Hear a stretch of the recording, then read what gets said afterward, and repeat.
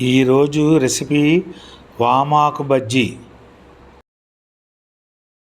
2 గరిటెలు శనగపిండి, నూనె కొద్దిగా ఉప్పు, కొద్దిగా సోడా.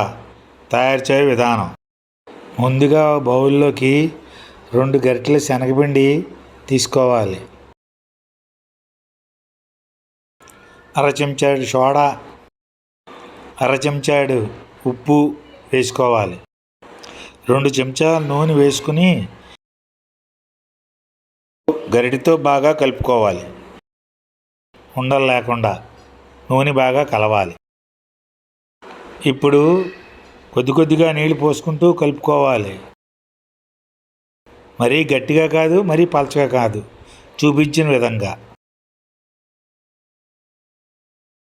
నూనె ఎందుకు వేస్తారంటే బజ్జీ కానీ ఏదైనా సరే స్మూత్గా రావడానికి. పిండి ఇలా జారుడుగా రావాలి, మరీ పలచగా కాదు. ఇప్పుడు మూకుల్లో నూనె వేసి కాగిన తర్వాత ఈ విధంగా వామాకు బజ్జీని వేయాలి. జాగ్రత్తగా గుర్తుపెట్టుకోండి, నూనె ఎప్పుడు మరగకూడదు, లైట్ వేడి నుంచి ఉండాలి. బజ్జీ కానీ ఏది వేసినా ఇలా రావాలి. చూడండి, స్ట్రెచ్చర్ స్లోగా తేలాలి.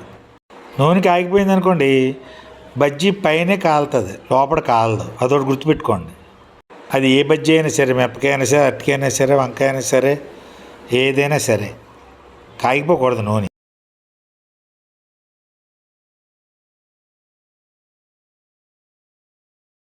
వేసిన దాకా ఒకసారి మధ్యలో కలుపుకుంటూ ఉండాలి. ఇటు అటు తిప్పుకుంటూ ఉండాలి, కిందకి మీదకి, పైకి కిందకి. అప్పుడే స్మూత్గా వస్తాయి. లేకపోతే బజ్జీలు పచ్చిగా ఉంటాయి, ఒకవైపు కాలుతాయి, ఒకవైపు కాలవు. ఎప్పుడైతే బజ్జీలు నురగలు రావడం తగ్గిపోయిందో అప్పుడు వేగినట్టు లెక్క. చూసుకొని తీసేసుకోవడమే.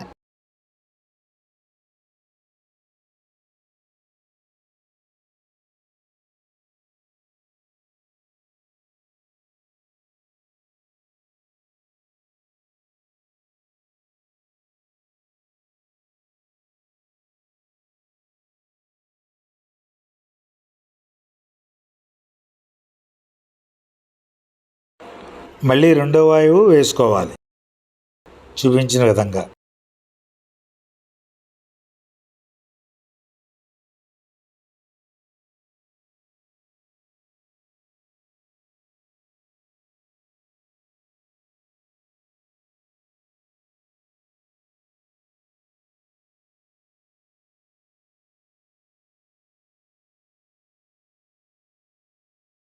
అంతేనండి, ఆరోగ్యకరమైన వామ బజ్జీ రెడీ.